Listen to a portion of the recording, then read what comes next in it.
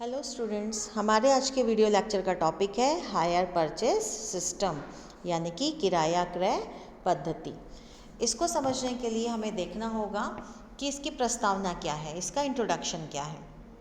Introduction ये है कि जब फाइनेंशियल लिबरलाइजेशन की बात आई तब कहा गया कि एक कस्टमर जब तक ज़्यादा से ज़्यादा सेटिस्फाइड नहीं होगा तब तक मार्केट हमारा अच्छे तरीके से रन नहीं हो सकता, क्योंकि एक प्रोड्यूसर ऐसी चीज़ों को बनाता है जिसके लिए डिमांड मार्केट में बहुत ज़्यादा हो, और डिमांड कौन क्रिएट करता है? एक कस्टमर क्रिएट करता है। तो इसीलिए जितने भी बिजनेसमैन थे उन्होंने सोचा कि क्यों ना हम एक ऐसी पद्धति या ऐसा सिस्टम इन्वेंट करें कि जिससे कस्टमर ज़्यादा से ज़्यादा सेटिस्फाइड हों और सेलिंग परचेसिंग मार्केट में लगातार चलती रहे। तो इसके लिए उन्होंने एक ऐसा रास्ता निकाला कि जिससे कोई भी कम्युनिटी का कस्टमर हो, चाहे उसकी पॉकेट ज़्यादा अलाउ करती हो या कम करती हो, हर व्यक्ति अच्छी से अच्छी और महंगी से महंगी चीज़ों का उपभोग कर सके। तो इसके लिए बनाया गया हायर परचेस सिस्टम। जैसे कि नाम से ही पता चल रहा है कि किराया क्रय पद्धति। इसमें उन्होंने क्या कहा कि एक बड़े अमाउंट को अगर कोई कस्टमर एक साथ पेमेंट नहीं कर सकता तो उसके लिए वो क्या करे, पहले एक छोटा सा अमाउंट, मतलब जो एक अमाउंट डिसाइड होगा उस अमाउंट को देकर उस वस्तु को बुक कर ले। उसके बाद उसका जो रिमेनिंग पार्ट होगा उसको वो क्या करे, एक छोटी छोटी इंस्टॉलमेंट्स में पेमेंट कर सकता है। तो जैसे ही वो सारी इंस्टॉलमेंट की पेमेंट करेगा उसको उस वस्तु का मालिकाना हक मिल जाएगा, मतलब वो उस वस्तु का ओनर बन जाएगा। तो इसीलिए इसमें कहा गया कि hire purchase system is a method of buying expensive goods, मतलब महंगी वस्तुओं को खरीदने की एक पद्धति बनाई गई जिसे क्या कहा गया, हायर परचेस सिस्टम कहा गया। Bye paying a small amount first, मतलब स्टार्टिंग में उसे क्या करना है, एक छोटे से अमाउंट की पेमेंट करनी है जिसे हम डाउन पेमेंट भी कहते हैं, and the balance in instalments. उसके बाद उसका जो भी अमाउंट बच गया वो उसे कैसे पेमेंट करना है, छोटी छोटी इंस्टॉलमेंट्स में पेमेंट करना है। इसी में अगर हम बात करें तो ये एक तरीके से बेलमेंट का कॉन्ट्रैक्ट होता है जिसे हम निक्षेप का अनुबंध कहते हैं। इसमें क्या होता है कि जो सेलर होता है वो परचेसर को उस गुड्स को या माल को दे देता है, बट उसकी जो ओनरशिप होती है वो अभी भी किसके पास रहती है, सेलर के पास रहती है। मतलब परचेसर अभी भी उसका ओनर नहीं बनता, वो उस वस्तु का उपभोग कर सकता है, उसको कंज्यूम कर सकता है, उसका यूज़ कर सकता है, पर अभी भी वो उसका ओनर नहीं बना है जब तक वो लास्ट इंस्टॉलमेंट तक की अमाउंट की पेमेंट ना कर दे। उसके पहले तक उस वस्तु का ओनर कौन रहेगा, सेलर रहेगा। और जैसे ही जो कस्टमर है अपने अमाउंट की आखिरी इंस्टॉलमेंट की पेमेंट कर देता है, वैसे ही वो उस वस्तु का क्या बन जाता है, ओनर बन जाता है। तो यही बात किस में कही गई, हायर परचेस सिस्टम के लिए कही गई। अब बात करते हैं इसके मीनिंग की। इसके मीनिंग यानी कि इसका अर्थ है, it means purchasing goods on instalment basis while ownership remain with seller until full payment. कि जब तक आप आखिरी इंस्टॉलमेंट की पेमेंट नहीं कर देते हैं तब तक ऑनरशिप किसके हाथ में रहेगी, सेलर के ही हाथ में रहेगी। और जैसे ही आप फुल पेमेंट कर देते हैं उस वस्तु की, वैसे ही ऑनरशिप आपकी तरफ ट्रांसफ़र हो जाएगी। हम इसकी डेफिनेशन की बात करें तो ये कहते हैं कि hire purchase is an agreement where position is given immediately but ownership transfer only after last instalment. तो जैसे ही आपने हायर परचेस का कॉन्ट्रैक्ट किया वैसे ही उस वस्तु को इस्तेमाल करने का अधिकार आपको मिल जाता है, परंतु उसकी जो ओनरशिप है, उसके जो मालिकाना हक है, वो तभी ट्रांसफ़र होगा जब आप उसकी लास्ट इंस्टॉलमेंट की पेमेंट कर देते हैं। अब बारी आती है इसके कॉन्सेप्ट की कि इसका कॉन्सेप्ट कहाँ से आया। तो इन्होंने कहा कि the buyer uses goods immediately but legal ownership remains with the seller. इसका कॉन्सेप्ट यही कहता है कि एक परचेसर गुड्स को तुरंत खरीद तो लेता है, पर वो उसका लीगल ऑनरशिप अडॉप्ट नहीं कर सकता, क्योंकि उसका ऑनर अभी भी कौन बना रहेगा, सेलर बना रहेगा। अगर एक परचेसर ये चाहता है कि उसको ओनरशिप ट्रांसफ़र हो जाए, तो उसके लिए एक कॉन्ट्रैक्ट साइन किया जाता है कि जिसमें वो सेलर को एक छोटे से अमाउंट की डाउन पेमेंट देगा, देन वो उस वस्तु का यूज़ करेगा और उसकी जो छोटी छोटी इंस्टॉलमेंट्स, चाहे वो 4 साल के लिए रही हों, 5 साल के लिए रही हों या 6 साल के लिए रही हों, जब तक वो सारी इंस्टॉलमेंट की पेमेंट सेलर को नहीं कर देता, तब तक वो उस वस्तु का मालिक नहीं बन सकता है। अब इसके कॉन्सेप्ट में अगर हम बात करें तो ये इस तरीके की अवधारणा हो गई कि आप वस्तु का उपभोग तो कर रहे हैं, पर एक किराए की तरह, क्योंकि इसका नाम भी क्या कहता है, हायर परचेस सिस्टम, यानी कि किराया क्रय पद्धति। आप एक तरीके से ये मानिए कि डाउन पेमेंट के साथ आपको वो वस्तु मिल गई। जैसे मान लो आपने एक कार हायर परचेस सिस्टम पर खरीदी, उस कार की कीमत मान लो 7 लाख रुपए थी। अब उस 7 लाख रुपए में से 1 लाख रुपए आपने सेलर को क्या किया, डाउन पेमेंट के रूप में दे दिया। अब जैसे ही आप उस 1 लाख रुपए की डाउन पेमेंट सेलर को करेंगे, वैसे ही उस कार का इस्तेमाल करना आप शुरू कर सकते हैं। पर बाकी के बचे जो 6 लाख रुपए हैं, वो आपको छोटी छोटी इंस्टॉलमेंट्स में सेलर को पेमेंट करने होंगे। अब यहाँ पर बात आई कि आपने डाउन पेमेंट तो कर दी, वस्तु भी आपको मिल गई, मतलब वो कार भी आपको मिल गई, उस कार को आप चला भी रहे हैं, पर अभी भी आप उस कार के मालिक नहीं हैं, ऑनरशिप आपको ट्रांसफ़र नहीं हुई है, क्योंकि अभी आपने सिर्फ क्या की है, डाउन पेमेंट की है। 7 लाख में से 1 लाख रुपए और 6 लाख रुपए पे करना अभी भी बचा हुआ है। तो उन जब बाकी की इंस्टॉलमेंट्स को, जैसे आपने 6 लाख अभी पेमेंट बची है, मान लो आप सालाना 1 लाख रुपए की उसमें इंस्टॉलमेंट्स की पेमेंट कर रहे हैं, तो जब तक आप 6 साल में उस पूरे रुपए की पेमेंट सेलर को नहीं कर देते, तब तक आप उस कार के मालिक नहीं कहलाएंगे।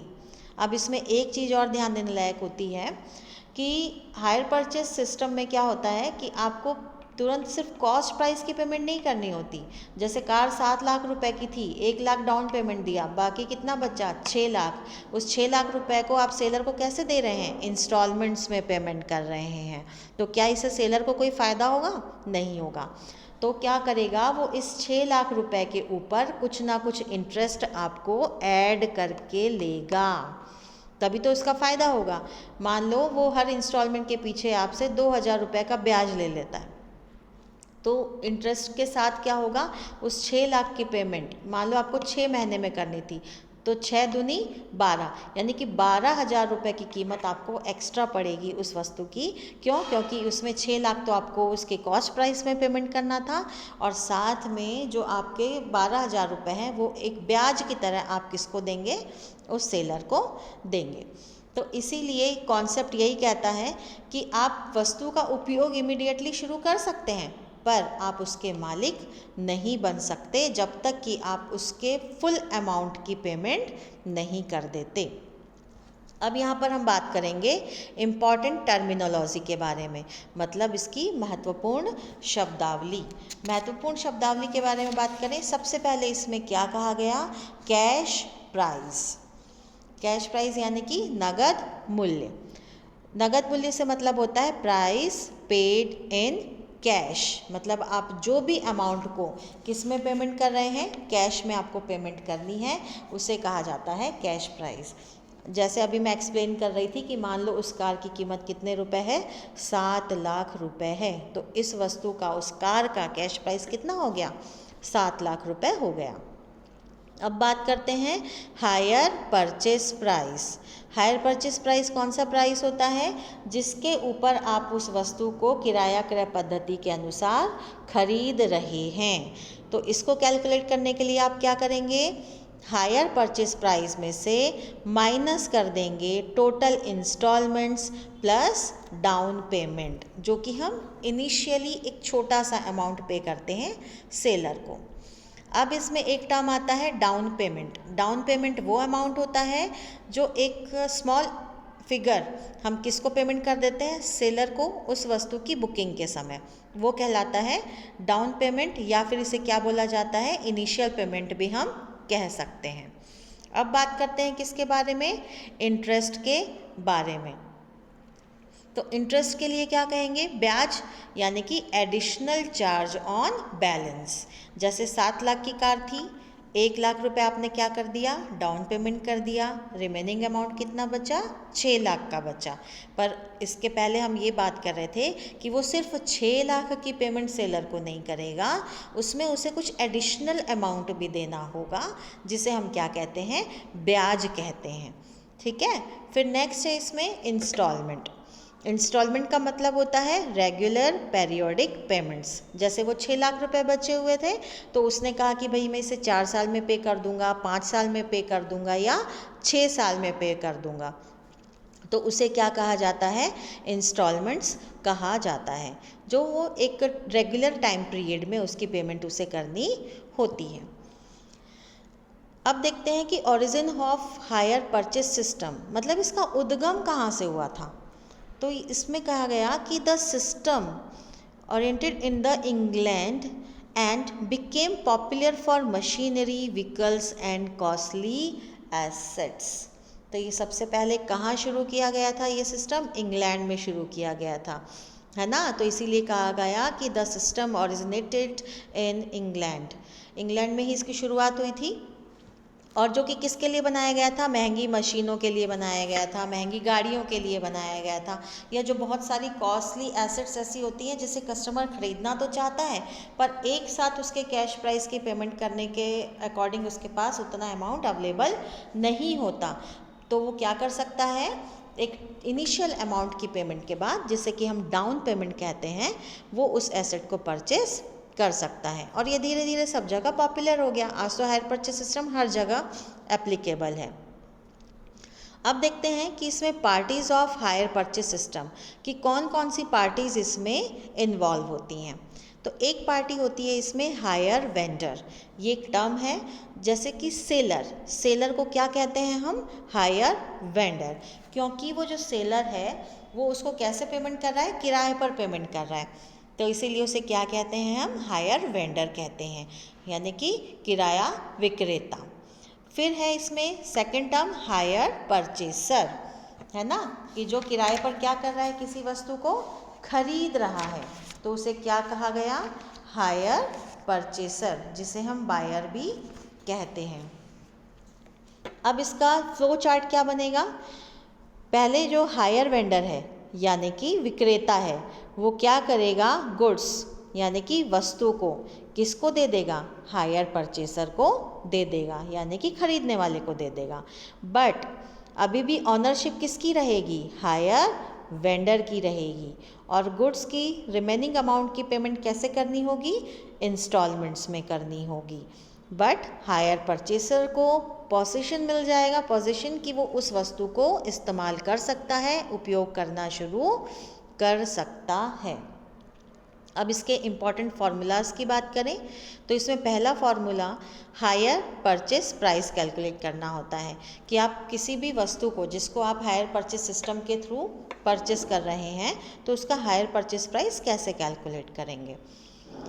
तो hire purchase price is equals to down payment plus total instalments. मतलब आपने डाउन पेमेंट, इनिशियल पेमेंट जो भी की है वो लिख लेंगे, और उसमें प्लस कर देंगे कि कितनी इंस्टॉलमेंट्स अभी आपकी उसको देनी बची हैं, 6, 7 जो भी इंस्टॉलमेंट्स होंगी, उस सारे अमाउंट को आपको उसमें क्या कर देना है? ऐड कर देना है। तो आप क्या कैलकुलेट कर लेंगे? हायर परचेस प्राइस कैलकुलेट कर लेंगे। अब कैलकुलेशन करते हैं इंटरेस्ट का। अगर आपको इंटरेस्ट कैलकुलेट करना है तो इसमें क्या करना, आप हायर परचेस प्राइस जो भी किराया क्रय मूल्य होगा उसमें से कैश प्राइस को यानी कि नगद मूल्य को आपको क्या कर देना है? माइनस कर देना है। नेक्स्ट इसमें आप निकालेंगे आउटस्टैंडिंग बैलेंस, मतलब अभी कितना बैलेंस आपको और देना बचा हुआ है। अदत्त आपको निकालना है कि अदत्त बैलेंस उसका कितना बचा हुआ है, आउटस्टैंडिंग बैलेंस। तो वो कैसे कैलकुलेट करेंगे? कि आपका जो भी कैश प्राइस होगा उसमें से माइनस कर देंगे डाउन पेमेंट। जैसे मैंने बताया कि उस कार का अगर कैश प्राइस 7 लाख रुपए है, उस 7 लाख रुपए में से अगर आपने 1 लाख रुपए क्या दे दिया, डाउन पेमेंट दे दी है, तो कैश प्राइस कितना हुआ, 7 लाख। अब इसमें से माइनस कर दो डाउन पेमेंट यानी कि 1 लाख। तो 7 लाख में से जब आप 1 लाख को माइनस करेंगे तो कितना अमाउंट बचा, 6 लाख का। तो वो 6 लाख आपका क्या बनेगा, आउटस्टैंडिंग बैलेंस बनेगा। अब जैसे इसके एग्जाम्पल की बात करें हम, न्यूमेरिकल एग्जाम्पल की, तो इसमें देखिए कैश प्राइस मान लो किसी वस्तु का, किसी गुड्स का है 80,000। अब आप इसमें से डाउन पेमेंट कर देते हैं कितने रुपए की, 20,000 रुपये की। ठीक है, अब 80,000 में से आप 20,000 रुपये को माइनस कर दो तो कितना अमाउंट बचेगा आपका पेमेंट करना, 60,000 रुपये का अमाउंट अभी आपका बच गया। अब उस 60,000 को आप कैसे पेमेंट करेंगे, 3 इंस्टॉलमेंट में पेमेंट करने के लिए ये कह रहा है कि पहली इंस्टॉलमेंट आप ₹22,000 की पे करो, फिर दूसरी इंस्टॉलमेंट भी कितने की जाएगी, 22,000 की जाएगी, और तीसरी इंस्टॉलमेंट भी कितने की जाएगी, 22,000 की। अगर हम 22,000 की 3 इंस्टॉलमेंट की पेमेंट कर रहे हैं तो हम कितना अमाउंट टोटल पे कर रहे हैं उसको, 86,000 पे करेंगे। तो इसका मतलब देखो यहाँ पर जो कैश प्राइस था वो कितने रुपए का था, 80,000 रुपये का था। ठीक है, पर यहाँ पर हायर परचेस प्राइस आपका कितने रुपए का दिखा रहा है, 86,000 रुपीज़ का दिखा रहा है। क्यों, क्योंकि देखिए आपको 80,000 में से अगर 20,000 को माइनस कर देते ना तो आपको सिर्फ कितने रुपए पेमेंट करने थे, 60,000 रुपये की पेमेंट बस करनी थी। पर इसमें क्या कहा गया कि उसमें आपका ब्याज भी जुड़ा रहता है, इंस्टॉलमेंट भी रहता है, तो 3 इंस्टॉलमेंट में ली। पर तो 60,000 को अगर आपको पेमेंट करना था तो 3 इंस्टॉलमेंट में अगर उसको आप डिवाइड करते तो कितना आता, 20,000 की 1 इंस्टॉलमेंट आती है आपकी। तो 20,000 को अगर आप मल्टीप्लाई करते 3 से तो हो जाता 60,000। पर हर इंस्टॉलमेंट में ब्याज यानी कि इंटरेस्ट भी इंक्लूड होता है, तो इसीलिए हर इंस्टॉलमेंट का अमाउंट कितना आया, 22,000 आया। तो 22,000 की अगर आप 3 इंस्टॉलमेंट पे कर रहे हैं तो इसका मतलब आप टोटल कितना अमाउंट पे कर रहे हैं, 66,000 रुपीज़ पे कर रहे हैं, 6,000 रुपये एक्स्ट्रा। तो वो जो 6,000 रुपये आप एक्स्ट्रा पेमेंट कर रहे हैं ना, उसे ही हम क्या कहते हैं, इंटरेस्ट कहते हैं। तो इसीलिए देखिए यहाँ पर कि वस्तु का कैश प्राइस 80,000 रुपये हुआ, डाउन पेमेंट 20,000 रुपये हुआ, और 3 इंस्टॉलमेंट में रिमेनिंग अमाउंट यानी कि 60,000 रुपये को बांटा गया। तो एक इंस्टॉलमेंट कितने रुपए की आई, 22,000 रुपीज़ की आई। तो इस तरीके से वहाँ पर आपका जो इंटरेस्ट है, ब्याज है, वो कितने रुपए का हो गया, 6,000 रुपये का। तो हायर परचेस प्राइस हम कैसे कैलकुलेट करते हैं, हमने ऊपर फॉर्मूले में देखा था, ये देखिए, hire purchase price is equals to down payment plus total installments. तो हमारा कैश कितना था, कैश प्राइस 80,000 था और इंटरेस्ट कितना है, 6,000। तो अगर इस कैश प्राइस में हम इस ब्याज को जोड़ देते हैं यानी कि 80,000 प्लस 6,000 तो हमारा हायर परचेस प्राइस कैलकुलेट हो जाएगा, जो कि कितने का आया, 86,000 रुपीज़ का आया। अब हम बात करते हैं इसके एडवांटेजेस के बारे में कि अगर हम कोई वस्तु हायर परचेस सिस्टम के थ्रू खरीदते हैं तो उसके क्या क्या एडवांटेज हैं। वैसे तो इसके एडवांटेज कई तरीके से हैं, बहुत अलग अलग हैं, पर हम इम्पॉर्टेंट इसकी टर्मिनोलॉजी देख लेते हैं। पहला इसमें कहा गया इमीडिएट पोजीशन, मतलब आप उस वस्तु की जैसे ही डाउन पेमेंट करते हैं आप तुरंत उस वस्तु को यूज़ करने का अधिकार प्राप्त कर लेते हैं। सेकंड है इसमें इजी इंस्टॉलमेंट्स। अभी हमने ऊपर के एग्जाम्पल में देखा कि देखिए वस्तु 80,000 रुपये की थी ना कैश, आपको एक साथ पूरा 80,000 रुपये पेमेंट नहीं करना पड़ा, आपने उसमें से सिर्फ क्या किया, देखो 20,000 रुपये की पेमेंट कर दी, बाकी और पेमेंट आप कैसे करेंगे, छोटी छोटी इंस्टॉलमेंट्स में करेंगे।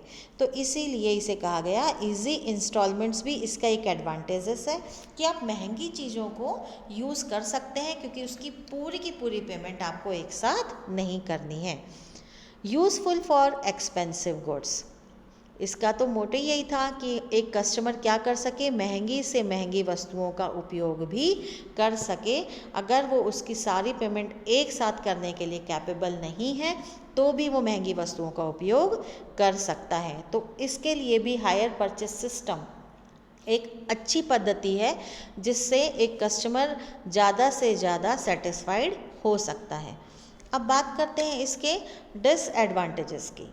डिसएडवांटेज ये है कि हायर टोटल कॉस्ट, मतलब जो उसकी टोटल कॉस्ट है ना वो हाई हो जाएगी। कैसे हाई हो जाएगी, देखिए इस एग्जांपल के थ्रू कि इसका एक्चुअली इस वस्तु की कीमत कितने रुपए की थी, कैश प्राइस अगर देखें तो 80,000 रुपये की थी, पर आपने इसको कैसे ख़रीदा, हायर परचेस सिस्टम के थ्रू ख़रीदा।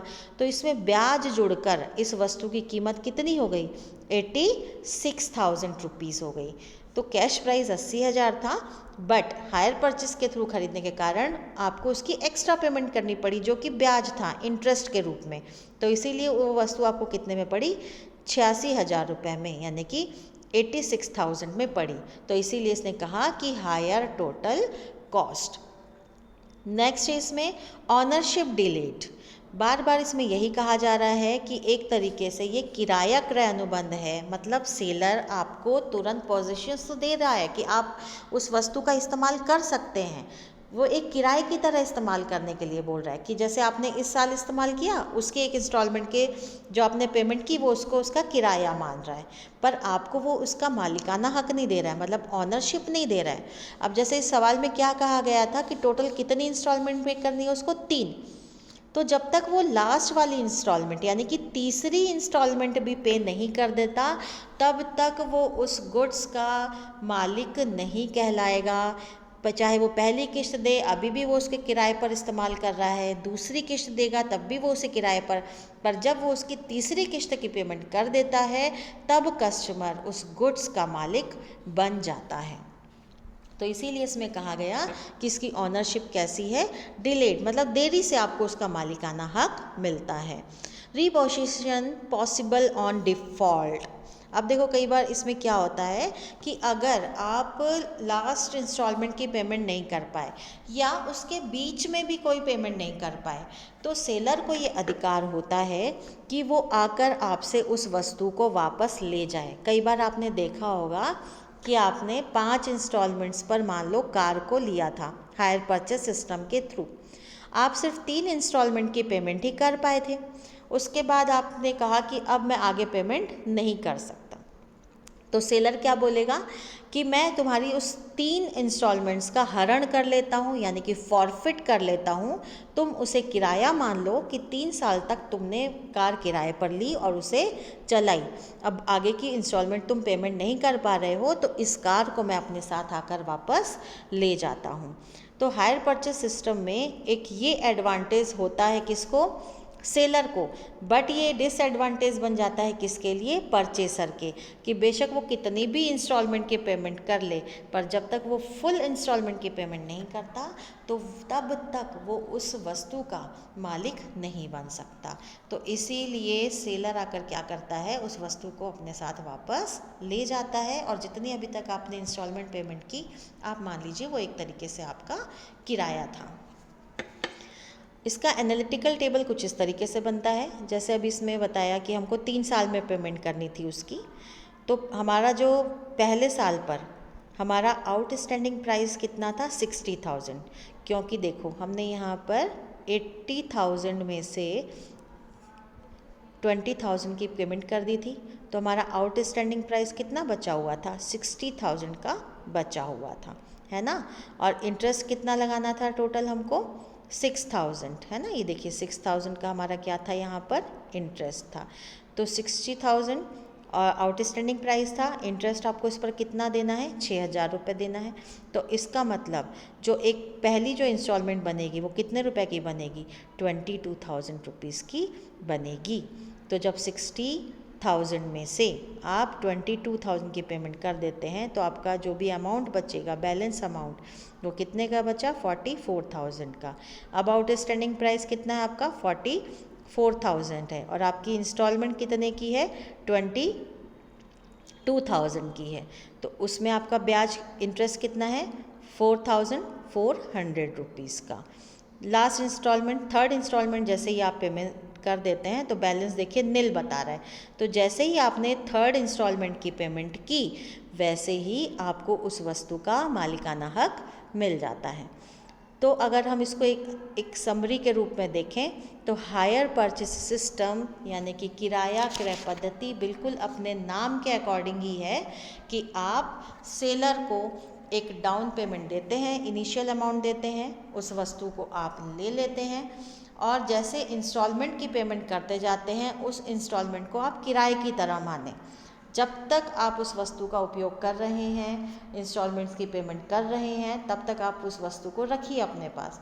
जिस दिन आप लास्ट इंस्टॉलमेंट की पेमेंट करते हैं आप क्या बन जाते हैं, उसके मालिक बन जाते हैं। पर इसके पहले आप उसके वस्तु के मालिक नहीं होते, सिर्फ उसे उपयोग करने का अधिकार आपको दिया जाता है।